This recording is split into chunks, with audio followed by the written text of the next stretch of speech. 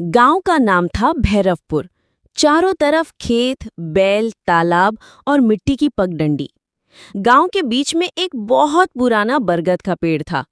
बुजुर्ग कहते थे, शाम ढलते ही उस पेड़ पर कोई बैठा होता है। आवाजें आती हैं, पर कोई दिखाई नहीं देता। गांव के बच्चे उस पेड़ से बहुत डरते थे। लेकिन बच्चों में एक था छोटू, जो बहुत शरारती और निडर था। वो कहता, अरे भूत वूत कुछ नहीं होता, सब दादी नानी की कहानी है।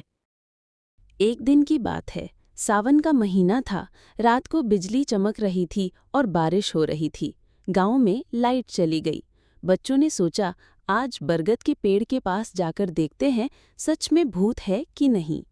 छोटू ने अपने दोस्तों मुन्ना और गुड्डी को पकड़ा और तीनों चुपके से पेड़ के पास पहुंच गए।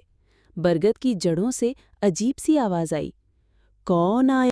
तभी ऊपर से सफेद धोती पहने एक बूढ़ा आदमी लटकता हुआ दिखाई दिया। उसकी आंखें लाल थीं और हाथ में पुरानी लालटेन थी।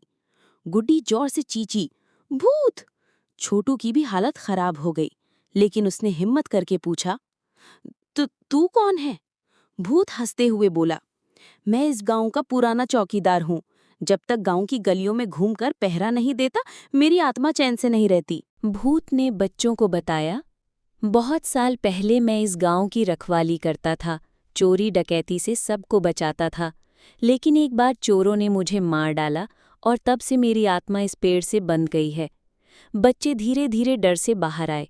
गुड्डी बोली, अगर आप चौकीदार हैं तो बुरा भूत नहीं है। भूत मुस्कुराया, नहीं बच्ची, मैं तो गांव का रक्षक हूँ, पर लोग डरकर यहाँ आते ही नहीं।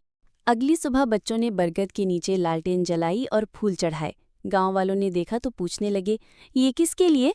छोटू बोला, ये हमारे गांव के रक्षक चौकीदार के लिए है। वो अब भी हमारे साथ हैं। गांव वाले हैरान रह गए, लेकिन धीरे धीरे सभी को यकीन हो गया कि बरगद का भूत गांव की रक्षा करता है। अब कोई उस पेड़ से नहीं डरता था, बल्कि